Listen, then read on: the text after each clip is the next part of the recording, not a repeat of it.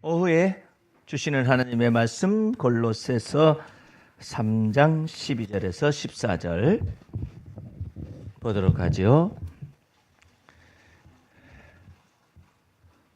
그러므로 너희는 하나님의 택하신 거룩하고 사랑하신 자처럼 긍휼과 자비와 겸손과 온유와 오래 참음을 옷 입고 누가 네게 혐의가 있거든 서로 용납하여 피차 용서하되 주께서 너희를 용서하신 것 같이 너희도 그리하고 이 모든 것 위에 사랑을 더하라. 이는 온전하게 매는 띠니라. 아멘. 12절에도 하나님의 덕이 나와 있잖아요. 하나님의 택하신 거룩하고 사랑하신 자처럼 긍휼도 옷 입고 자비도 옷 입고 겸손도 옷 입고 온유와 오래 참음을 다 옷 입으라고 말을 하고 14절에는 이 모든 것에 아예 사랑을 더하라고 말을 했는데 이 모든 것이 가능하게 하는 것은 13절임을 언제나 명심하셔야만 합니다. 거꾸로 가면 안 돼요. 온유하려고 노력을 한다든지 긍휼을 베풀려고 노력한다든지 자비하려고 노력한다든지 겸손하려고 노력한다든지 인내하려고 내가 노력을 해서 이게 가능한 것이 아니에요. 예? 그리고 내가 이 모든 것을 사랑을 더하기 위해서 노력을 하고 애를 쓴다고 해가지고 되는 게 아니라 사랑을 베풀 자에게 사랑을 베풀어야 하잖아요. 온유할 자에게 온유하고 겸손할 자에게 겸손하고 그것을 거기다 다 자기에게 맞춘 거예요. 다 자기에게 맞춰가지고 내 마음에 들면 온유하지고 온유한 마음으로 대하고 내 마음에 들면 자비한 마음으로 대하고 내 마음에 들면 겸손한 마음으로 대하고 내 마음에 들면 그 오래 참음으로 대하고 내 마음에 들면 사랑으로 대하고 그 어느 곳이나 마찬가지지만은 저희 그 테니스 치는 모임에도 저는 일반 모임에 참석을 하고 있는데 일반 모임은 뭐 서로 간에 뭐 예를 들어서 예수 믿는 사람들 크리스찬들끼리 뭐 테니스를 친다 운동을 한다 그러면 크리스찬이라는 공통점이 있잖아요. 근데 일반인은 아무것도 없어요. 아무것도 없기 때문에 누가 와서 새로운 사람이 와가지고 라켓을 들고 와서 앉아 있잖아요. 그러면 대꾸도 안 해요. 그 사람이 인사를 하면 아 예 이렇게만 해요. 예. 대꾸를 안 씁니다. 그리고 그러면 무엇이 그 사람과 우리 사이에 그 공유점을 만들어낼 수 있느냐? 너 한번 실력 한번 보자. 그러면 어떻게 달아보느냐면은 못 치는 사람 내보내요. 못 치는 사람 내보내가지고 제법 서브도 넣고 스트로크도 하고 뭐 할 줄 아네. 그러면은 조금 하네. 그리고 그냥 또 무뚝뚝하게 돼. 예, 그럼 혼자 저희 위트를 저기 구석에 가서 있어요. 예. 그 끼워주질 않아요 여기에. 한 번은 어느 그 땅이 전체가 다 시에 소속된 땅이었는데 거기다가 이제 그 구장을 만들어 놨어. 임대보다도 이렇게 위탁을 해가지고 관리하도록 만들어 놓은 곳인데 한 오전 시간에는 그 클럽에 속한 사람들이 거의 다 치고 있는데 아니 그 낯선 사람들이 온 거예요. 와가지고 둘이서 이리 넘기고 저리 넘기고 그러니까 세 면을 다 클럽에서 쓰고 있는데 두 면을 쓰고 한 면은 좀 이제 쉬었다가 하자 해서 안 하고 있을 뿐인데 그걸 모르죠 그 사람은. 그러니까 와가지고 이제 공을 부부끼리 이렇게 공을 넘기고 얼마나 아름다워요. 예? 아름다워. 그러니까는 총무가 쓱 가는 거예요. 어디서 오셨어요? 어디서 오셨어요? 그 말은 너 왜 외지 사람이 와가지고 우리 클럽 팀에 소속된 구장을 쓰느냐는 까다롭게 해요. 그래서 아 여기 사람입니다. 그러잖아요. 그러면 한 발 또 물러섭니다. 왜냐하면 이 사람은 법을 다 알고 있어요. 이 시에서 땅이 위탁이 돼가지고 그 연결이 있다는 걸 다 알고 있기 때문에 아, 여기 사람입니다. 그러면 한 발 꺾여요. 왜냐하면 여기 시민들을 위하여서 만들어진 공설운동장이기 때문에 단지 위탁이 됐을 뿐이잖아요. 그럼에도 불구하고 어디서 왔다고 그러면은 이제 조건을 다 들이밉니다. 여기 클럽팀의 이 시에서 이 구장을 만들어놨지만 클럽팀이 위탁이 된 것입니다. 위탁이 된 것이니까 지금 치시면 안 됩니다. 아니 난 여기 시민인데 내가 지금 치건 다음에 치건 그게 무슨 상관이 있느냐고. 지금은 클럽에게 위탁되어져 가지고 하기 때문에 치시면 안 됩니다. 여기 기다리고 있는 사람들 안 보입니까? 아니 비어서 들어왔는데 기다리고 있는 것이지 한숨 쉬고 들어가려고 하는 것이지 뭐 그게 빈 것이 아닙니다. 이렇게 딱 말을 해요. 그러면 이 사람이 성질 나잖아요. 다 같이 시민인데 나도 세금을 여기다 내고 살고 있는데 저들이 뭔데 치라 마라 저쪽으로 가서 치라 한다니 아니면 기다리라 한다니 그런 말 할 수가 있느냐. 이 사람들이 성질이 나가지고 시에 가서 일러버렸어요. 민원 제기를 한 거예요. 민원을 제기하니까 민원이 들어오면은 공식화되잖아요. 공식화되기 때문에 클럽에 이제 압력이 들어와요. 너네 왜 이렇게 했느냐. 그래서 사실 우리가 이렇게 된 거 아니냐. 그러니까 맞는 소리잖아요. 그런데 이렇게 민원이 들어왔다. 그러면 뭘 어떻게 처리하고자 원하느냐. 그랬더니 민원이 들어오면 민원 우선으로 처리를 해야 한다는 거예요. 그러니까 앞으로 조심하라고. 우리 보고 조심하라고. 그렇게 말을 해서 조심시켰습니다라는 확답까지 그분에게 딱 들어가야 더 이상 이제 상급으로 올라가질 않는 거예요. 근데 내가 지금 왜 이 얘기를 하느냐 하면은 까다로워져요. 클럽에 가입이 되지 않잖아요. 까다로운 조건들을 막 내세요. 그래가지고 실력이 어느 정도 되다 뭐 괜찮은 듯 싶다 그러잖아요. 가장 높은 레벨을 올라가지고 그냥 완전히 죽사발을 내버려요. 그냥 못 오게 이제 하려고. 다시는 못 오게 하려고. 그러고 난 다음에 여기 들어오려면 어떡합니까? 그러잖아요. 또 거기에 조건을 딱 걸어요. 일반 사회의 클럽의 모임이에요. 조건을 뭘 거느냐? 우리가 한번 쳐보니까 아무래도 코치 선생님한테 한 3개월 이상은 레슨 받고 들어오셔야겠습니다. 이렇게 말을 하잖아요. 그러면은 안 하고 말지 하고서 가버려요. 한 사람 내쫓는데 그런 절차를 막 들이대는 거예요. 그런데 그 사람이 엑셀런트라니 워낙 잘해요. 그러잖아요. 모든 절차 다 해제합니다. 모든 절차 다 해제하고 어서 오세요. 다음에 또 오세요. 예. 이게 일반 사회의 모임이에요. 그러니까 일반 사회의 모임에 뭐 테니스 구장 있다 해가지고 쑥 들어가가지고 출려가잖아요. 딱 나타나요. 누군가가. 나 여기 담당하는 뭐 총무인데 뭐 어쩐데 저쩐데 얘기하면서 이런 일들이 벌어지거든요. 내가 무슨 이유로 이와 같은 내용을 하자면은 이 꺼리낌이 있는 거예요. 낯선 사람, 스트레인저라고 그러죠. 아주 낯선 사람에 그다음에 foreigner이라고 그래요. 다른 외국에서 온 사람이라니 이런 낯선 사람에 대한 뭐가 있느냐 우리 속에 경계심이 있어요. 그 경계심이 있는 것을 통하여서 조건을 막 거는 거예요. 너 여기까지 들어올 수 없다. 여기까지 들어올 수 있다. 너는 여기까지는 들어올 수. 근데 이 모든 것 가운데서 실력이 출중하잖아요. 다 해제시켜요. 또 오세요. 어서 오세요. 꼭 필요한 사람입니다라고 말을 해요. 그게 이제 실력으로 이제 이 모든 조건들을 다 부시는 거예요. 제거시키는 것이죠. 여러분과 내 속에서 이 지금 오래 참음이라든지 사랑이라든지 온유라든지 겸손이라 이런 것들은 이게 굉장히 높은 수준의 덕망이에요. 이게 아주 높은 수준의 덕망이거든요.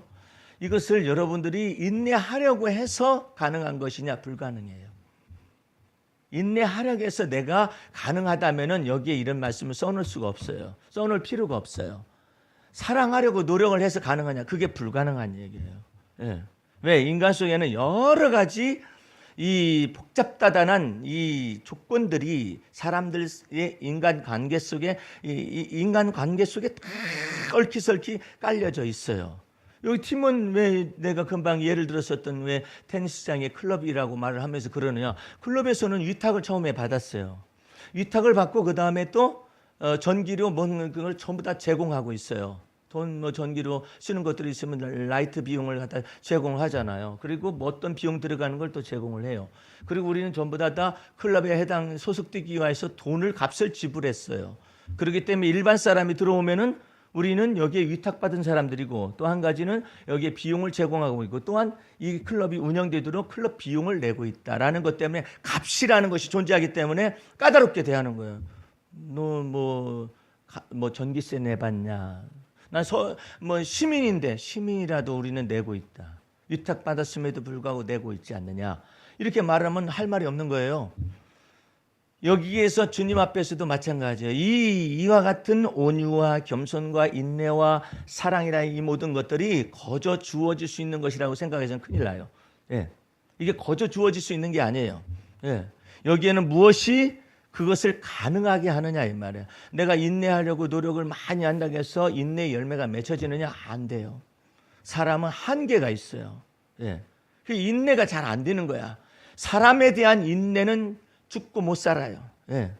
못 살겠어 그냥. 그 사람에 대해서 내가 참아지지가 않는 거예요. 예. 그 다음에 또 견뎌지지가 않는 거예요. 또 용납이 잘 안 돼요.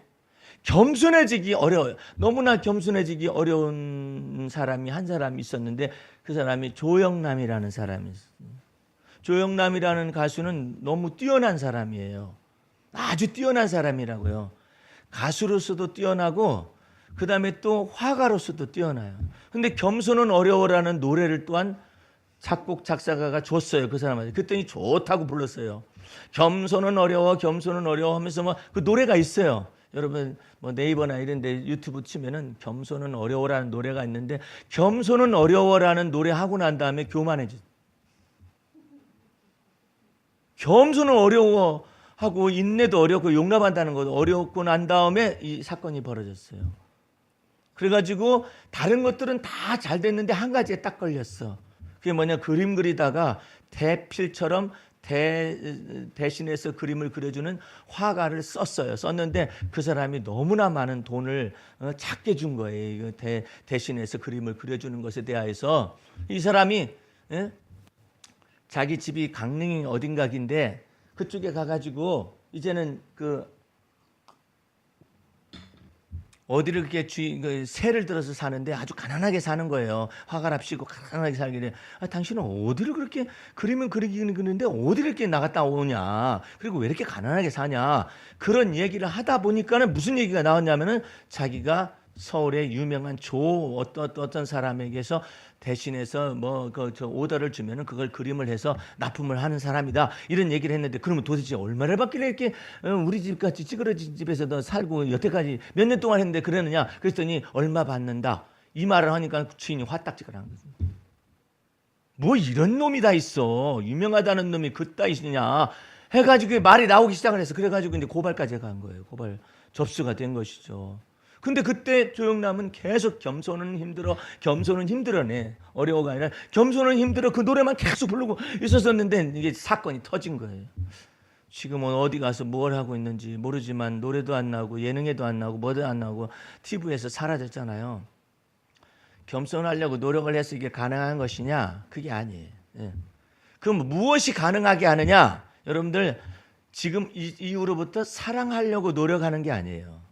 인내하려고 노력하는 것도 아니고 겸손하려고 노력하면 뭐가 나온 줄 아십니까? 겸손한 척이 나와요. 그거 못 봐요. 눈꼴 셔서 못 봐요. 겸손한 척하는 사람 눈꼴 셔서 못 봐요. 교만하지 않으려고 노력하는 사람 눈꼴 셔서 못 봐요. 아주 그냥 속에서 구역질이 날 정도로 겸손한 막 척을 하니라고 막 그렇게 하는 사람 보면 정말 힘들잖아요. 겸손은 힘들어도 있지만 겸손한 척 하는 사람 봐주는 것이 힘들어요. 예. 너무 저는 아무것도 못 하거든요. 교회 와가지고 조그마한 교회 오게 되면 사람들이 이제 처음에 이제 어떤 사람 보면 저는 뭘 좀 뭐 하시는 것이 있습니까? 저는 아무것도 할 줄 몰라요. 아무것도 할 줄 모른다 하면서 꽃꽂이 하는 사람 질투하고. 꽃꽂이 하는 사람은 꽃이 어떻게 이렇게 꽂아졌으면 좋겠는데, 이 사람은 무엇인가 가지고는 있는데 겸손하려고 노력을 하다 보니까 이게 뒤에서 이게 나오는 거야. 그리고 온유한 척하는 사람 참 꼴보기 싫어요. 예. 온유한 척하면서 뒷담화를 때려. 그런 사람도 있고. 그러니까 사람이 속에 자아가 있는데 거기에다가 온유한 척 하려니 얼마나 힘들어. 겸손한 척 하려니 얼마나 힘들어. 사랑하는 척 하는 것도 힘들어요. 예? 대개 크리스찬들이 이것을 잘못 접근하고 있는 거예요. 사랑하는 척을 하려고 하는 것이, 사랑하려고 노력하는 것이 사랑인 줄로 착각을 해요. 사랑은 아니죠. 그럼 어떻게 해야 사랑이 가능하고, 어떻게 온유한 마음이 가능하고, 어떻게 겸손한 마음이 가능하고, 어떻게 사람에 대하여 오래 참을 수가, 못 참어. 어떻게 그게 가능하냐 이 말이에요. 우리 속에서 왜 그러면 가능하지 않느냐 이 말이에요. 왜 사람을 대하여서 오래 참아지지 않느냐 이 말이에요. 왜 사람을 대해서 사랑으로 대해지지가 않느냐 이 말이에요. 왜 겸손해지지가 않느냐 이 말이에요. 거꾸로 뒤집어서 말을 한 것이죠. 그런데 그 모든 까닭들이 뭐냐면은 내 판단이 있기 때문에 그래요. 내가 그 사람을 판단하고 있기 때문에 그래요.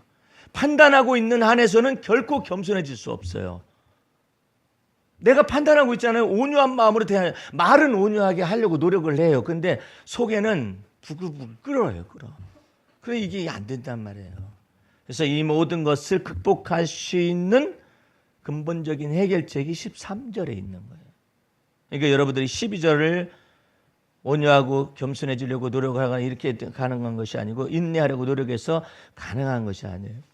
13절에 해답이 있어요. 누가 네게 혐의가 있거든 서로 용납하여 피차 용서하되 주께서 너희를 용서하신 것 같이 너희도 그리하라 했잖아요. 근데 핵심이 뭐냐면 누가 네게 혐의가 있거든 그래요. 예. 왜 혐의가 나타나는가?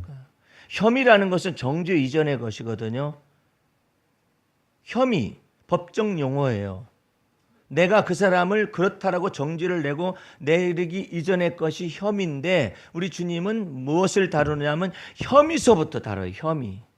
네가 네 마음속에 그런 혐의를 가지고 있기 때문에 결국은 뭐가 되느냐면 판단이 되는 거예요. 예. 만약에 이 혐의를 없앨 수만 있다면, 만약에 이 혐의를 제거시킬 수 있는 능력만 있다면은 우리는 판단하지 아니하고 온유한 마음으로 진심으로 대할 수 있을 거예요. 근데 이 혐의가 있는 거라. 어느 교회에 꼭 모자를 쓰고 예배를 드리러 나오는 젊은 사람이 있었어요. 그러니까 장로님 가운데서는 컨설베이티즘이라고 그러는데 이 아주 보수주의적인 생각을 가진 채로 변화가 없는 상태로 그냥 장로님이 되신 분이 그 교회 장로님이 이렇게 보니까 뒤를 돌아보니까는 어떤 젊은 여자가 모자를 탁 쓰고 예배를 있는 것이죠. 또 이같이 저 더운 날에는 저 사람이 반바지 차림으로 예배당에 나왔는데 혐의가 딱딱 붙네요. 무엇 때문에 혐의가 붙느냐? 내 속에 있는 보수주의적인 생각이라는 이 틀이 어렸을 때부터 의복주의에 관한 것에 관하여서 위에 어른들로부터 그렇게 그냥 되어져 가지고 이게 훈련이 돼 가지고 생각이 이와 같은 데 굳어져 있어 가지고 보수적이라는 생각을 또 가지고 있는 눈으로 보니까 전부 다 너라 예배당에 오는데 왜 한여름인데 왜 반바지를 입고 하는 저것이 누구를 유혹하려고 반바지를 입고 하는 더 나아가는 사람은 거기까지 더 나가요. 예. 어떤 사람은 또 반팔을 입고 나와요. 반팔을 입고 나오면 반팔 입고 나왔다고 또 혐의가 붙어요. 이 보수적인 사람의 입장 속에서는 보수적이라는 생각이라는 것을 왜 보수적이냐 진보적이냐 이런 걸 나누느냐면은 거기에 너무나 굳어져 있기 때문에 그래요. 그런데 이것을 가지고 다 혐의를 가지고 있는 거예요. 그 사람에 대한 혐의를 가지고 저 사람이 왜 저렇게 행동할까? 적어도 여러 사람들이 예배를 드리러 나오는 장소 교회에 온다면은 적어도 부모님한테 잘 배웠다면 이것도 혐의가 막 이제 확장이 돼요. 부모님한테 잘 배웠다면 당신이 배운 것처럼 부모님한테 잘 배웠다면은 이처럼 예배 드리러 나올 때 반바지 차림이나 반팔로 나오지 않았을 텐데 그것은 그래도 약과예요. 어떤 사람은 예배당에 나오면 반드시 정장 차림으로 나와야 한다라고 생각을 해요. 예. 목사님들도 그런 것들이 또 마음속에 있어요. 뭐가 되냐면 목사하고 평신도가 다른 점이 무엇이냐? 예? 평신도는 평신도자라는 이름을 쓰고 목사님은 목사라는 그 이름을 쓴다 이것인가? 해가지고 그런 것 가지고 또 이제 마음속에 혐의를 가지고 있어요. 예? 그래가지고 또 여기에도 혐의가 많아요. 목회자 입장 속에 목사하고 평신도가 뭐가 다르냐? 목자와 양이라고 생각을 하는 사람도 있어요. 목자와 양이다 이것이죠. 목자와 양이라고 그렇게 표현하면 안 되죠. 원래는 누가 목자래? 예? 아니 목사님이 목자예요? 원칙은 그렇지가 않죠. 목사님이 목자라면 양떼를 위해서 죽어본 적 있나? 예수님은 이렇게 말하죠. 나는 선한 목자라. 예수님은 참 신기하고 놀라우신 분이에요. 나는 에고 에임이라고 그러는데 나는 무엇이다 이렇게 직접 얘기하셔요. 나는 마음이 오냐고 겸손하다 얘기하시잖아요. 근데 어느 누구가 그렇게 말할 수 있는 사람이 없잖아요. 나는 마음이 온유하고 겸손하다 말할 사람이 어디 있어요? 이 세상에서 아무도 없어요. 왜? 나는 포도나무이다 말할 수 있는 사람이 없죠. 근데 예수님만 말하잖아요. 근데 어떤 사람이 그 얘기했다가 이단으로 정지됐잖아요. 나는 참 포도나무, 자기가 포도나무라고 했다가 또 정지당하잖아요.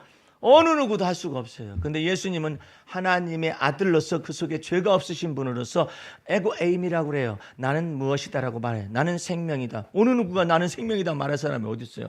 예? 나는 세상의 빛이니라 말할 사람이 어디 있어요? 예? 뭐 불교 쪽에서는 뭐 대자 대비 광명을 세상에 빛을 비치는 뭐 광명이신 뭐 부처님이시오 이렇게 말하자고 말하지만은 그 석가모니가 자기 자신을 갖다가 나는 세상의 빛이며 세상의 생명의 빛이며 이렇게 말할 수 있는 그런 것은 없어요. 예. 그러니까 우리 마음 속에서 지금 이 부분 속에서 뭐가 이 부분이 해결이 안 되냐면은 자기 자신 속에 죄가 없느냐 말이에요. 없는 사람이 없잖아요. 그런데 이 말씀 속에서 이 혐의가 나타나면 판단이 반드시 쓰잖아요.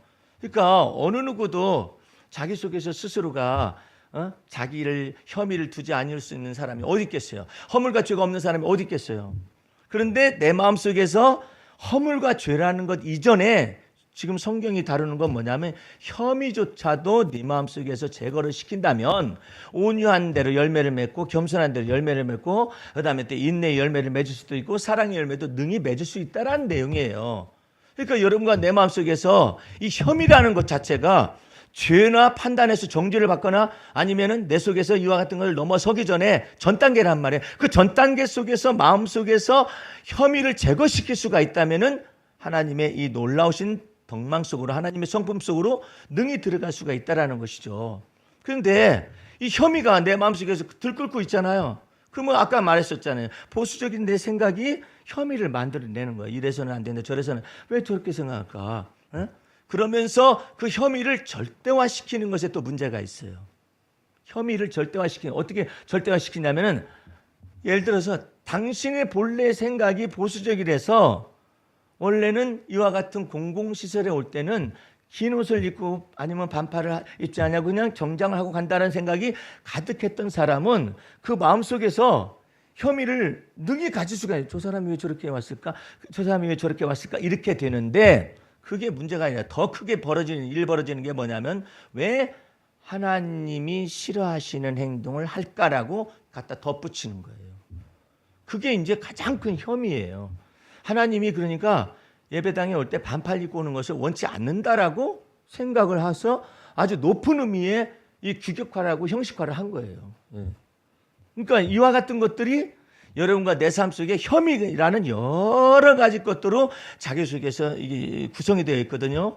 그렇기 때문에 하나님께서는 우리를 갖다가 거듭나게 하시고 중생하게 하시고 새로나게 하실 때는 하나님의 자녀로 놀랍도록 새롭게 하실 때는 혈통으로도 말미암지 않고 육정으로도 말미암지 않고 사람의 뜻으로 나지 않냐고 오직 하나님의 말씀 안에서 새로났다 이렇게 말씀하거든요. 그러니까 그 기준이 뭐예요? 이제 예수 그리스도 안에 있는 하나님의 은혜, 예수 그리스도 안에 있는 하나님의 진리가 기준이 되는 것이지 내가 생각하는 것대로 만드는 것을 갖다 기준으로 삼으면 반드시 뭐가 싹 트냐면 혐의가 딱 붙어요.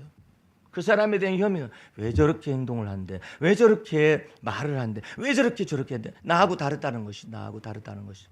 그래서 여러분과 나는 이 혐의에 관련된 이 부분만 만약에 해결할 수가 있다면은 여러분과 내 속에서 진정한 참 자유를 얻을 수가 있어요. 어디로부터 자유를 얻느냐면 나의 판단과 나의 혐의로부터 자유를 얻기 때문에 이제 다른 사람을 판단하지 않고 다른 사람에게 혐의 두지를 않아요. 이런 것들은 여러 가지로 문화적으로도 이런 것들이 많아요. 문화적으로는 막 너무나 많죠.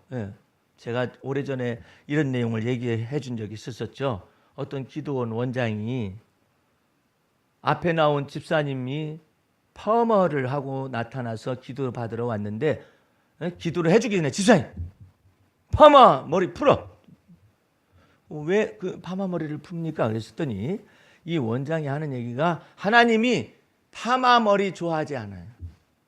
왜 좋아하지 않습니까? 물었더니 인공적인 것이 가미됐잖아. 그런데 그 원장님은 어떤 머리를 하고 있느냐? 생머리를 하고 있는 거예요. 그 생머리를 하는 기준을 갖다가 이 원장님이 뭐라고 하냐면 이건 자기 문화잖아요. 머리카락을 생머리 하는 건 자기 문화이지 모든 사람이 다 생머리를 해야 한다는 건 아니잖아요. 그러니까 자기 문화적 수준에서 그것을 판단한 거예요. 생머리, 파마머리에 관해서 판단을 했잖아요. 혐의를 뒀잖아요. 근데 문제는 하나님이 그것을 기뻐하시지 않는다라고 자기 생각을 가미해서 혐의를 갖다가 더 극대화시킨 거예요. 그러니까 이와 같은 것들 속에서 자기 생각이 마치 하나님의 뜻인 것으로 말을 하는 것, 이런 것을 통하여 더 큰 혐의가 발생하는데 주님께서 이런 것들을 갖다가 하늘에 계신 자가 웃으십니다.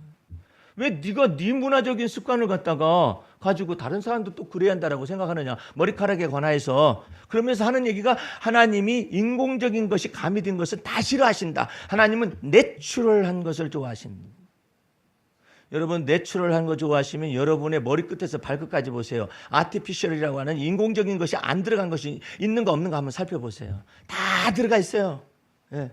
다 들어가 있는데 이분은 뭐 어디서 사시는 분인지 모르지만은 하나님이 내추럴하고 자연스러운 걸 다 좋아하기 때문에 머리카락도 생머리를 해야만 한다라고 말을 하고 있잖아요. 이런 것들이 자기 자신의 자기 자신의 판단의 기준과 가치 기준을 가지고서 다른 사람을 판단하는 것이죠. 주님께서 이것에 관하여서 아주 심각하게 말씀하시는 내용이 있으니까 우리 한번 복음서 마태복음으로 한번 가보십시다. 이게 우리 속에서 벗어져야 할 것이 너무나 많아요. 마태복음 7장을 가보시기 바랍니다.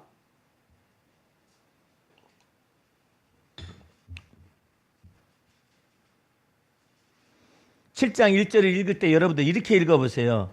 이제 우리가 예수 믿었으므로, 그러니까 예수 믿었으므로 이 말을 붙이고 제가 읽습니다. 우리가 예수 믿었기 때문에 비판을 받지 아니하려거든. 예수 믿었기 때문에 비판하지 말라. 너희의 비판하는 그 비판으로 너희가 비판을 받을 것이요 너희의 헤아리는 그 헤아림으로 너희가 헤아림을 받을 것이니라. 어찌하여 형제의 눈 속에 있는 티는 보고 내 눈 속에 있는 들보는 깨닫지 못하느냐. 보라, 내 눈 속에 들보가 있는데 어찌하여 형제에게 말하기를 나로 내 눈 속에 있는 티를 빼게 하라 하겠느냐. 외식하는 자여, 먼저 내 눈 속에서 들보를 빼어라. 그 후에야 밝히 보고 형제의 눈 속에서 티를 빼리라. 여러분과 내 속에서 이 들보를 빼는 작업은 엄청나게, 왜 티하고 들보로 좀 예수님이 과장법 쓴 것 같지 않아요? 아니 티 하나 가지고 했는데 들보까지 드러내시려고 그러셔. 우리 속에서 그 들보가 뭐냐면 네 애비, 네 친척, 네 형제, 너가 있었던 모든 네 본토 친척 아비집이라고 말하는 그 속에서 교육받은 거 이 모든 걸 다 혈육으로 만들어진 모든 지혜 판단 이런 것들 전체 사람의 뜻으로 난 이 모든 거 전체를 들보라고 말씀하시는 거예요. 주님은 뭐라고 그래요? 나를 부인하고 주님을 쫓아가며 자기 십자가를 짊어지고 주님을 쫓아가라고. 예? 이렇게 말씀하시잖아요. 이 모든 것을 뽑는 작업들이 많으면 많을수록 그리스도는 내 안에서 커지시는 것입니다. 여러분 속에는 하나님의 은혜로만 충만하심 받으라는 거예요. 여러분 속에 하나님 앞에서 자유케 하는 진리로 충만함을 받으라는 거예요. 그렇게 되기 시작하면 그럼 어떻게 해야 그게 가능하냐? 들보가 뽑혀나가기 시작하면. 예? 어떤 때는 나도 그런 생각할 때예요. 남존여비적인 생각의 들보가 있을 수가 있어요. 어떤 때 이렇게 운전하다 보면은 겁도 없이 밀고 들어오는 사람이 있어요. 내 마음속에 몇 해 전만 해도 분명히 여자가 운전한다. 분명히 이게 보잖아요. 분명히 여자가 운전한다. 그러면은 남존여비적인 생각 속에서 나올 수 있는 다른 사람들이나 내 속에도 있을 수 있을 법한 생각이 뭐냐면은 집에서 애나 볼 것이지, 아니면 집에서 집안일이나 할 것이지, 못났다고 차를 몰고 나왔느냐, 이런 생각까지도 있을 수가 있다 이 말이에요. 예. 왜? 이것이 다 어른들이 남존여비적인 생각 속에서 문화적인 뿐만 아니라 사상적 체계를 다 만들어 가지고 우리에게 물려줬어요. 예? 여기 우리 권사님은 얘기를 들어보니까 아주 보수적인 그 시대계에서 아이를 낳는다는 것이 큰 딸을 낳은 거예요. 딸을 낳은 거예요. 그러니 이게 시댁 어른들이 볼 때는 이 아주 그냥 이상한 사람인 것이지, 눈에 볼 때는 아들을 낳아야지. 아들 낳을 때까지 낳아야지. 하나를 더 가져보자 해가지고 했더니 또 딸이 나왔. 또 딸이 나오니까 얼마나 멸시를 받았겠어요. 예? 병원에나 왔나 몰라. 예? 안 올 수도 있어요. 예? 더 막 가부장적인 그런 이렇게 막 들보를 가지신 분들은, 시댁 어른들은 안 올 수도 있어요. 안 봐요, 안 봐. 왜냐하면 첫 번째도 딸, 두 번째도 딸. 예? 그런 딸들이 가지신 부모님은 미국에 여행을 가는데 그 아들 했는데, 그 아들 가진 부모님들은 그 부인이 오라고 허락을 해야 미국에 여행을 갈 수 있다잖아요. 깜짝 놀랐어요. 미국에 가가지고 장로님 한 분을 이게 사역을 하게 됐는데, 개인적으로 나도 그 사역을 했는데, 장로님 속에 의관을 정지한 어른이 딱 들어가 있는 거예요. 장로님, 왜 의관을 정지한 어른이 들어가 있어요? 예수님이 계셔야지. 그랬더니 웃는 거예요. 웃는데 보니까는 자기 자신 속에서 아직 마음속에 숨은 사람을 변화시키는 작업들이 하나도 안 되니까, 그리고 장로가 된 거예요. 그러니까 얼마나 많은 남성 위주의 시선으로 다 교회에서 그렇게 뭐 치리를 한다든지 아니면 돌본다든지 뭐 그런 사역을 했겠어요. 예. 그랬는데 이 장로님이 고민을 얘기하는데, 그 고민 자체가 들보에 속한 그런 내용의 전유물로 다 나온 거예요. 이게 반발로 나온 거예요. 그게 뭐냐면, 목사님, 저희 부모님은 언제나 미국에 오실 수 있을까요? 그렇게 말하는. 아니, 법무사이신 분이 돈도 많고 생활 여건도 좋고 그러는데 모셔오시죠. 그랬더니 안 됩니다. 안 됩니다. 왜 안 된다는 거예요? 그랬더니 자기 부인이 허락을 안 한다. 자기 부인이 허락을 안 해가지고 부모님이 아직까지도 미국에 여행을 한번 못 온 거예요. 그러니까 남존여비 사상 속에서 있었었던 부인이 보복을 감행을 하는 거야. 내 허락 없이 어떻게 오나 보자. 못 와요, 아직까지도. 돈도 당신 거고 장로님 것이고, 돈 버는 사람도 장로님이 버는데 부인은 집에서 놀고 있고, 그런데도 허락을 안 해. 그래가지고 부부싸움에 발단이 돼. 아직까지도 못했대. 그런 것들이 우리 속에 눈에 들보를 형성을 하고 있기 때문에, 하나님께서 아브라함을 통째로 복의 근원으로 만들기 위해서는, 왜? 하나님이 주시는 복이 이 모든 다른 복보다 더 크기 때문에 통째로 복의 근원을 만들기 위해서 너의 본토 떠나고 너의 친척 떠나고 너희 애비집을 떠나라. 그래서 내가 지시할 땅으로 가라 말씀하시고, 이는 하나님의 자녀가 되는 권세를 예수 믿음으로 받는데, 이는 혈통으로도 받는 것도 아니고 혈육의 정으로도 받는 것도 아니고 사람의 뜻으로 받는 것도 아니고 오직 예수 그리스도 말씀 안에서 다시 나는 거예요. 이 놀라운 것을 주시기 위해서 주께서 그러시는데 안 된단 말이에요. 그래서 이 들보를 다 빼는 작업들을 이제 통째로 그리스도인이 돼야겠죠. 내가 사는 것이 아니라 그리스도가 내 안에 사십니다. 지난번에도 잠깐 말씀드렸는데, 미국의 어느 외국인이 제 세미나에 왔는데 늘 넥타이를 메고 오는 거예요. 늘 넥타이를 메고 와. 왜 이렇게 늘 넥타이를 메고 와요? 더운데 넥타이 풀어도 좋다고 했더니 풀어도 됩니까? 나한테 물어요. 왜 그런가 했더니 그 침례교단에서는 언제든지 그 예배에 참석하려면 정장 차림을 해야 하고 넥타이를 매야만 했었어요.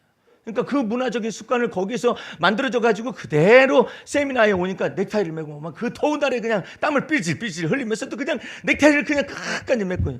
아니, 왜 넥타이를 붙잡아 그리스도를 붙잡지? 그걸 생명처럼 붙잡고 있는 거예요. 아니, 주의 믿음의 말씀을 생명처럼 붙잡으면은 주님이 변화시켜 주시고 좋을 텐데 왜 넥타이를 붙잡고 앉아 있어? 평생 넥타이 붙잡고 돌아가실 때도 관에다가 넥타이를 매가지고 넥타이 붙잡겠다 하고 이렇게. 예수님 붙잡고 가야지 왜 넥타이를 붙잡고 가? 근데 이와 같은 생각 속에서 뭐가 있느냐면은 그 사람이 볼 때는 이상한 거예요. 이 한국 사람들이 이민 이제 서로가 하나는 미국 사람이고 한국 사람 여자하고 결혼해가지고 사는 사람인데 얼마나 많은 저런 것들이 있었겠어요, 판단이. 근데 이 모든 것들을 다 벗기는 작업들을 해야 그리스도가 내 몸 안에서 존귀하게 된단 말이에요. 여러분의 눈 속에 들보가 많이 벗어지면 벗어질수록 어떻게 벗을 수가 있습니까?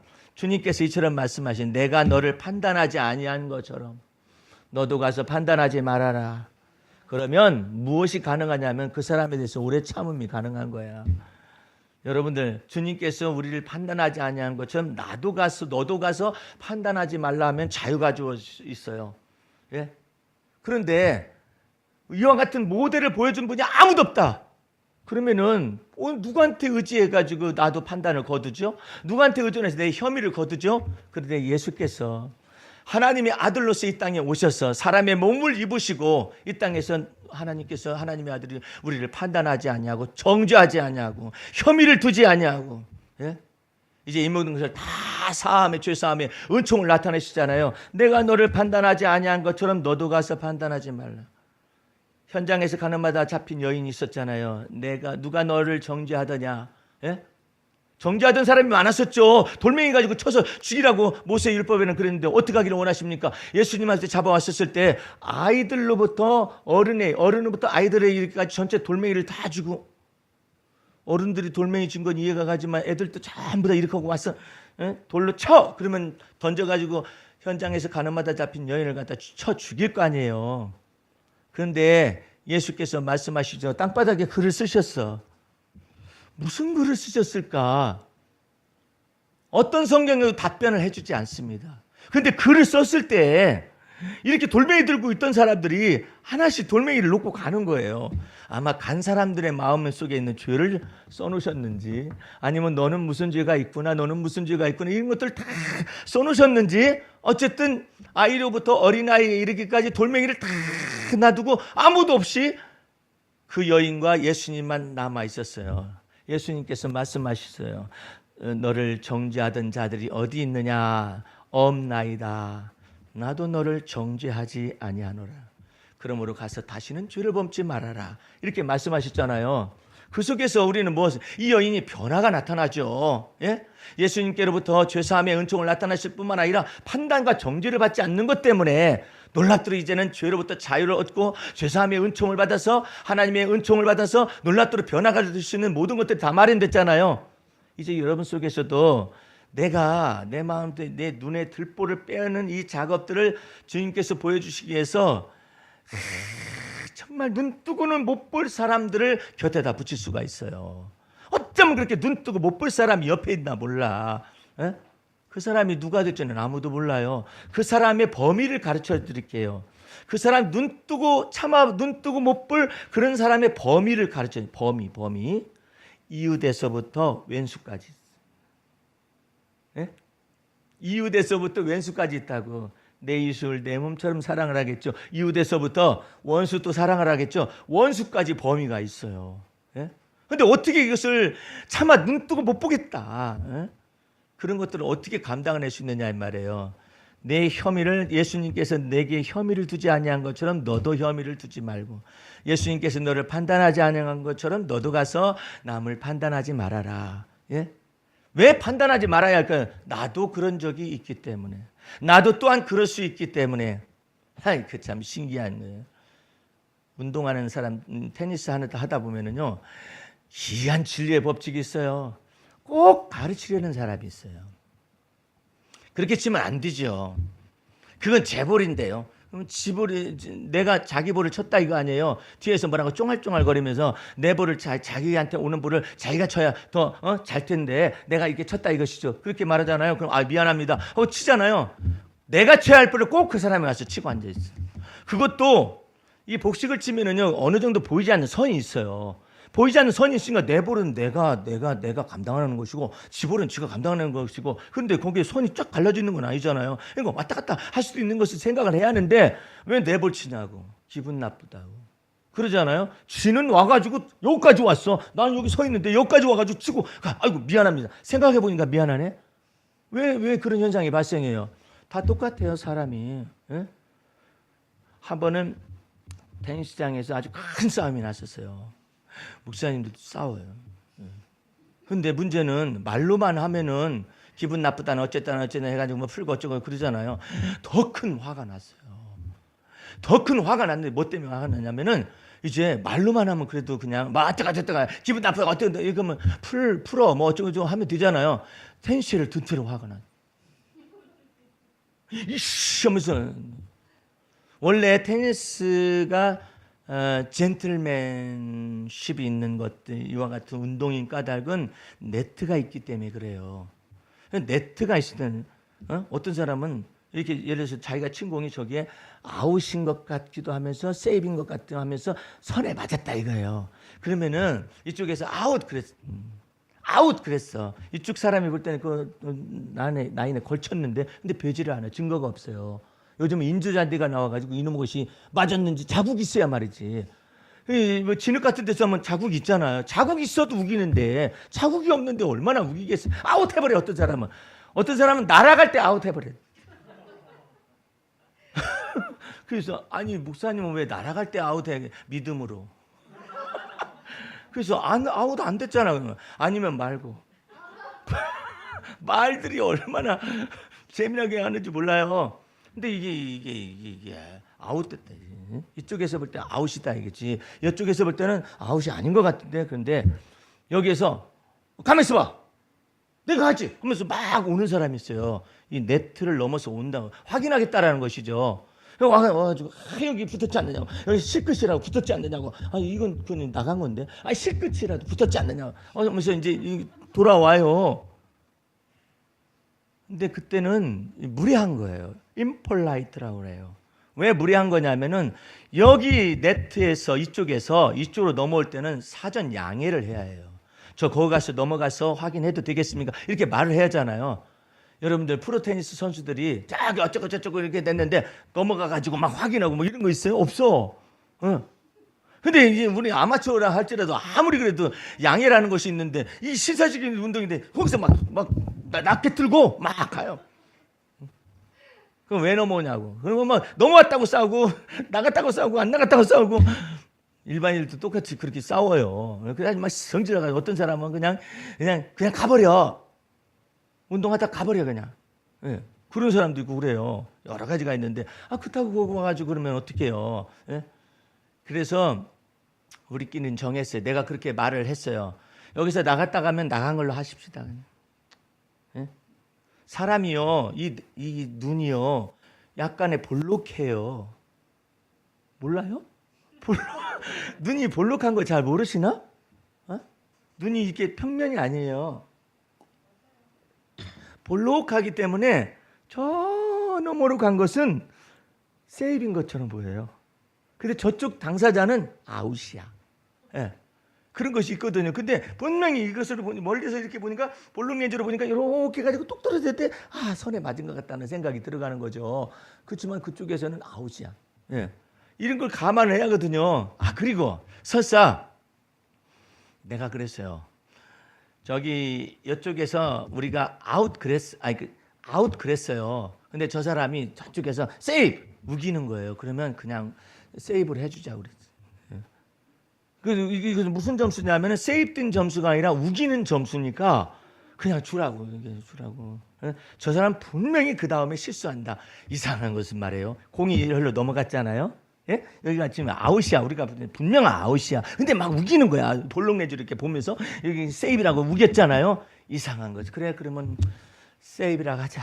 넘어갔잖아요. 이상한 거예요. 사람 마음이 너무나 이상한 거예요. 너무 또 정확해요. 이 공이라는 것은 테니스 공을 의미하는 게 아니에요. 이게 아웃이냐 세이브냐라는 이와 같은 판단의 공이 저 사람에게 착각 넘어가잖아요. 그 다음에 다 실수해요. 이상해요. 부담이 절로 넘어가가지고 내가 아웃인데 세이브라고 한 것 같은데 저 사람들이 세이브라고 한 것을 인정해 준 거 아닌가. 그런 부담 갖잖아요. 더블 폴트 막 집어던지고 나가. 이런 경우가 너무나 많아요. 그러니까 여러분들은 마음속에서 설사 저쪽에서 아웃인데 세이브라고 하잖아요. 하도 우기잖아요. 그냥 넘어가. 누가 하시느냐 판단은 하나님이 하셔. 그래가지고 어떤 일이 벌어지는가 보세요. 분명히 그 사람 무리수를 둡니다. 무리수를 둬가지고 갑절은 더 손해를 봐. 그 사람 마음속에서. 왜냐하면 꺼리낌이 있거든. 아무리 뭐 돼지도 아니고 짐승도 아니고 소도 아니고 말도 아니잖아요. 이 꺼리낌이 있어요. 꺼리낌이 있어가지고 자기 속에 꺼리낌이, 양심의 꺼리낌이 그 사람을 언밸런스가 돼가지고 막 따블폴토를 한다든지 뭐 여러 가지 일들이 벌리는 거예요. 그러니까 여러분과 나는 하나님이 판단하실 걸 믿으시길 바랍니다. 하나님이 판단하실 걸 믿어요. 그냥 무겨 그냥 아유 하나님이 아시지 하고서 넘어가봐. 넘어가면은 주님께서 놀랍도록 이것을 보고 뭐라 하냐면 주님이 판단하실 걸 보고 내가 넘어가지 않아요. 이걸 보고 온유라고 하는 거예요. 온유함이라고 하는 거라고. 내가 부드러운 성격을 쓰는 걸 온유함이라고 하는 것이 아니라 하나님이 판단하실 것을 믿고 내가 마음을 돌이키는 걸 온유라고 한다고. 하나님이 판단하실 걸 내 마음속에 믿고 돌이키는 걸 겸손이라고 하는 것이고, 다 연결. 하나님이 판단하실 걸 믿고 내 마음을 돌이키는 걸 인내라고 하는 것이고, 하나님이 판단하실 걸 믿고 내가 내 마음을 돌이켜 주님께 판단을 구하고 공평하신 하나님께 구하는 것을 보고 사랑이라고 한다니까. 그러니까 이것이 다 연결이 돼 있어요. 그러니까 2번 문제만 13절 있잖아요. 누가 네게 혐의가 있거든 서로 용납하라 이렇게 했잖아요. 주께서 너희를 용서하신 것 같이 너희도 그렇게 용납하라. 그러니까 하나님이 판단하실 걸 믿고, 할렐루야. 그 하나님이 판단하실 걸 믿는 믿음 안에서 그래 네가 그럼 이겼다 그래. 이긴 것 같죠? 안 이겨. 하나님이 판단하시고 하나님이 친히 보복도 행하셔요. 그러니까 거기서 끝나는 게 아니거든요. 그런데 하나님이 다윗을 선택해가지고 말해요. 하나님이 다윗의 마음속에 좋은 성품도 많이 있어요. 그런데 다윗도 역시 이새의 아들이기 때문에 혈통으로 물려받은 것들이 다 있어요. 있기 때문에 하나님께서 최고의 하나님의 성품의 덕망으로 이새의 아들 다윗을 끌어올리는데 누구를 붙였냐면 악한 사울왕을 붙인 거예요. 귀신이 들린 사울왕을 붙여가지고 대적이 되게 한 거예요. 대적이 돼가지고 그 사람이 하는 일이 뭐겠어요? 전문적인 일이 그냥 막 질투하고 시기하고 그래가지고 다윗을 죽이려 쫓아다니는 것이 하는 일이야. 무슨 왕이 한 사람 쫓아라서 그렇게 다니는가 몰라. 다윗이 오직적으로 했으면 아니 왕이시여, 아니 이스라엘은 지키시지 않냐시고 어떻게 이 벼룩 한 마리를 쫓으러 다니셨으며 아니 어떻게 이와 같은 나 같은 사람을 쫓아다니시느냐고 막 정신 좀 차리시라고 하면서 다윗이 타이르는 장면이 나와요.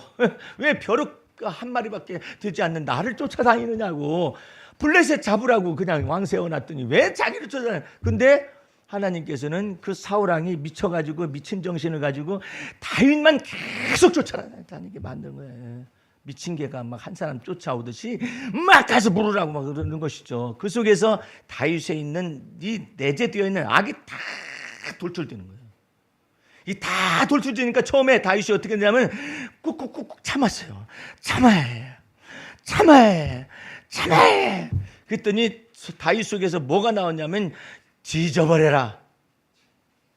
나가서 죽어버려라. 저거 죽어버렸으면 좋겠다. 그런 악이 속에서 막 나오는 자기 자신을 발견한 거예요. 참으려고 인내하려고 했었더니 막 그게 속에서 막 나오는 거예요. 저런 놈의 자식들은 저놈만 다 죽을 것이 아니라 저런 놈의 자식들마다 전부 다 고아가 됐으면 좋겠다고 말이에요. 저런 놈은 이 속에서 막 악이 막 솟구쳐 나오는데 그 악이 얼마나 많이 나와. 왜냐하면 계속 죽이러 다니니까 다윗을 무지한 다윗을 갖다가 죽이러 다니니까 그것이 막 솟아나는 것들을 있는 그대로 시편에다가 기록을 해놓은 거예요. 선으로 악을 갚는 자, 그런 사람들은 그 사람의 자식은 전부 다 고아가 돼버리고 그 저주의 시편 109편에 쓰여져 있는 거예요. 그것이 다윗의 마음속에 다 나올 수 있는 데까지 나오는 모든 악의 결정판이 거기에 다 쓰여져 있어요. 근데 왜 다윗이 그것을 써놨을까? 하나님은 쓰라고 했을까? 응? 네 속에서 지옥의 권세가 나타나 너를 핍박하고 잔해하고 막 이렇게 되면은 사람의 마음속에 이런 것들이 충분히 솟아날 수 있는 것이라는 걸 보여주면서 우리 주님께서 이제 다윗의 마음을 전부 어디로 보내느냐면은 그 어린 양이 흘리신 피 가운데로 이 모든 마음들을 전부 다 해서 정한 마음을 창조하시고 정직한 영을 새롭게 하시옵소서라니 이것으로 전부 다 인도해 가는 거예요. 그 속에서 시편 109편만 읽으면은요, 다윗은 무서운 사람이에요. 아예 그냥 그 악한 놈이 누구겠어? 사울왕이지. 그 악한 놈이 저주를 받아가지고 창자가 다 썩어버려. 얼마나 속에서 막 악이 받쳤으면 저놈의 새끼, 저 하나님께 저주를 받아가지고 자식들은 전부 다 고아가 되고 어디로 막 팔려가 버리고 노예가 돼버리고 그 다음에 그 사람의 모든 전토 있죠. 그건 전부 다 그냥 가라 엎어가지고 말이야. 사람이 살 곳이 되지 않게 하고 지금 아이고 그거 몫으로 끝나는 게 아니야. 선으로 악을 갚는 저 영혼은 이 저주를 받되 몸에다 저주가 하나님의 저주가 들어와 가지고 창자까지 그냥 다 썩어서 와 이런 저주가 그대로 그쵸 시편 109편에 있어요. 다윗이 그러면은 그런 사람이었느냐? 그 속에서 생각이 그렇게 막 나오더라 이 말이야. 이 악이 솟는 것이죠. 막 솟는 것이죠. 그런데 그것을 다윗은 그것만 읽으면 그것이지만은 다윗은 이것을 전부 하나님 앞에 다 쏟아낸 거예요. 하나님 앞에 다 쏟아내요. 하나님 제 속에 저 사울왕이 저러니까요. 제 속에서 막 이런 악이 막 솟아나오는데 주여 제가 바로 죄인입니다. 아니 사울왕이 죄인이라고 하고 자기 속에 악이 솟아나는 자기 자신이 죄인이라는 걸 다 주 앞에 고백하고 이거 정결함을 받아야겠습니다. 정한 마음을 창조해 받아야겠습니다. 제 속에서 심지어는요 저놈 자식 그냥 창자가 썩어가지고 다 흘러내려서 그냥 죽었으면 좋겠다는 생각까지 있었습니다. 다 쏟아내고 막 주 앞에서 이걸 다 한 거예요. 그러면서 무슨 말을 해요? 어린 양의 피로써 나를 깨끗하게 하셔서 정결하게 하시되 정한 마음을 창조하시고 어떤 시편 109편에 나오는 그건 악으로 악을 갚고 싶고 욕으로 갚고 싶은 그와 같은 저주에 속한 마음을 전부 다 저여 제 속에도 있었나이다. 제 속에 있었나이다 하면서 이걸 다 자백하고 고백해서 다 씻어버리니까 깨끗해져 버려요. 예? 그러니까 사울왕을 봐도 저놈 새끼 저주받을 놈 이런 생각이 안 나요. 왜? 하나님 앞에 처리했어요. 저주하고 싶은 마음, 악으로 악을 갚고 싶은 마음, 욕으로 욕을 갚고 싶은 마음을 전부 다 쏟아내서 하나님 앞에 다 쏟아내서 그 피로써 깨끗함을 받고 정결함을 받는 이와 같은 과정 속에서 다윗의 마음속에 너무나 깨끗함을 얻고 자유함을 얻은 거예요. 사울왕을 이렇게 보더라도 저 죽일 놈 그런 것이 아니라 내가 이전 날에 그런 생각을 했었었는데 주 앞에서 죄사함의 은총을 받아서 정결함의 은총을 받아서 거룩하고 깨끗함의 열매를 내 속에 맺었기 때문에 죽일 놈 그러는 것이 아니라 사울왕을 위해서 눈물을 흘릴 수가 있어요. 왜? 판단하는 것이 사라졌어요. 혐의를 두는 것이 사라졌어요. 그래서 여러분과 내 마음속에서 온유하려고 노력하지 말고 내 속에서 이 판단에 이 혐의를 두고 있는 이 모든 것들을 제거시키는 걸 자꾸 주님 제 속에도 있죠. 제 속에도 있죠. 운전하고 가다 보면은 진짜 무리한 사람들이 있어요. 무리한 사람들이 가면 저 속에서 아유 저런 놈의 자식이네 이렇게 하고 가잖아요. 나도 급할 때는 그럴 때가 있더라고. 예? 나도 그렇게 하고 있어요. 어떤 때는 그냥 유턴하지 않을 자리에서 막 유턴하고 있어요. 그래서 내 차가 막 위험해질 때가 있어요. 이게 그랬다가 내 영혼이 내 속에서 사고 나거나 부딪히지는 않았잖아. 아까 깜짝 놀랐잖아. 놀랐을 뿐이지만 사고 나지는 않았잖아. 그리고 나도 내 영혼이 나를 향하여서 가르치죠. 너도 그런 적 있잖아. 예? 그러니까 누가 누구를 판단하고 누가 누구를 정죄하고 누가 혐의를 두는 거예요. 그러니까 주님께서는 일단은 네가 남에게 혐의가 있거든 이 혐의를 두고 판단하거나 혐의를 두고 정죄하거나 그러지 말라는 거예요. 아유 하나님이 판단하시 내 영혼아 유턴하게 둬. 저 유턴하면 안 되는데 유턴하고 앉아 유턴하게 내버려 저 사람이 한 걸 어떻게 하겠다는 거야. 유턴하게 둬. 너는 네가 할 길 가라 내 영혼아. 해야지. 저런 놈 때문에 그 다음에 나라가 안 된다는 남북 통일이 안 되는 이유가 저런 놈 때문에 그렇다더니 유턴 하나 잘못한 것 때문에 나한테 걸려가지고 남북 통일도 안 되고 저런 놈 때문에 나라도 안 되고 경제 발전이 저런 놈들 때문에 안 되고 한국 사람들이 외국 나가가지고 또 이제 또 번져가지고 욕을 잔뜩 먹는 거 아니야. 저런 놈들 때문에 저것이 시발점이 돼가지고 저렇다고 말해 그냥. 그때는 이렇게 말을 하세요. 내 영혼아 그만둬라. 내 영혼아 그만둬. 너도 그런 적 있잖아. 내 영혼을 주의 성령의 지혜로 가지고 가르치세요. 내 영혼아 그만둬. 어지간히 해 또 그리고 막 생각이 막 자꾸 이게 막 점증법으로 막 불어나잖아요. 내 영혼아 그만둬. 모든 생각을 사로잡아 그리스도에게 복종을 시키는 것을 훈련을 시켜요. 막 자꾸 상상이 간단 말이에요. 저런 놈 때문에 뭐 나라가 안 된다느니 어쨌다느니 어쨌든. 그렇게 말하는 사람 치고 그렇게 행동하지 않는 사람이 없어요. 예? 털어서 먼지 안 나는 사람이 어디 있어? 예? 그러니까 여러분과 내 마음 중심 속에서 13절 말씀이 이게 생명이에요. 이 앞에 12절과 14절을 풀어가는 생명의 말씀이니까 다시 한번 봅니다. 누가 네게 혐의가 있거든 서로 용납하여 피차 용서하되. 용납의 문제가 어떻게 용납이 되느냐 이것이죠. 내가 예수께서 나를 판단하시지 않은 것처럼, 정죄하지 않은 것처럼 나도 다른 사람을 판단하거나 정죄하지 아니할 때, 그러면 분별도 못합니까? 분별하죠. 분별하는데 판단해가지고 내가 저 사람은 나쁜 사람이라고 말하면 안 된다. 저 사람의 행실이 지금 나쁜 행실이지 저 사람이 나쁜 사람이라고 말하기까지 내가 의롭냐 이 말이에요. 예? 그렇지 않잖아요. 예? 그래서 12절 말씀, 13절 말씀에 피차 용서하되, 피차라는 말이 붙었죠. 주께서 너희를 용서하신 것 같이 너희도 그리하고. 얄미운 것만 골라서 하는 사람들이 있어요. 얄미운 짓만 골라서 해요. 어떻게 이렇게 얄미운 짓만 골라서 하는지 몰라. 근데 그 얄미운 짓만 골라서 하는 사람들이 있을 때 그 골라 하는 그 재미가 있는 사람이 있다니까요. 그때도 여러분 속에서 얄미운 것만 골라서 하는 그런 것들이 속에 있어요. 이제 여러분들은 주 예수 그리스도 안에서 내가 남을, 주님이 나를 판단하지 않은 것처럼 너도 가서 그리하여 남을 판단하지 마.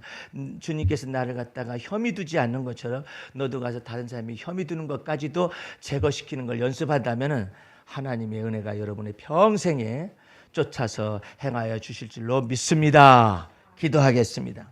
우리 하나님 아버지 감사 참미 올립니다. 주님께서 우리 마음속에 예수 그리스도 안에 있는 하나님의 은혜와 진리를 두셨사오니 진리 안에서 참 자유를 매일 시시때때로 얻어가질 수 있게 도와주시고 주여 축복하여 주시옵소서. 우리의 삶 속에서 한 주간이 또 주어집니다. 이 모든 것 가운데서 주님의 놀라우신 은혜와 진리 가운데 날마다 자유 얻는 삶을 살며 진리 위에 굳건히 서고 진리를 행할 줄 아는 하나님의 사람들로 나타나지게 도와주옵소서. 지금은 우리 구주 예수 그리스도의 은혜와 하나님 아버지의 그 무한하신 사랑과 성령의 감화 감동 인도 보호하심이 오늘 말씀을 듣고 하나님의 은혜의 말씀 진리의 말씀을 들어서 매 순간마다 참 자유를 얻기를 원하는 성도들 머리 위에 지금부터 영원까지 함께 하시옵기를 간절히 축원하옵나이다. 아멘. 할렐루야. 마쳤습니다.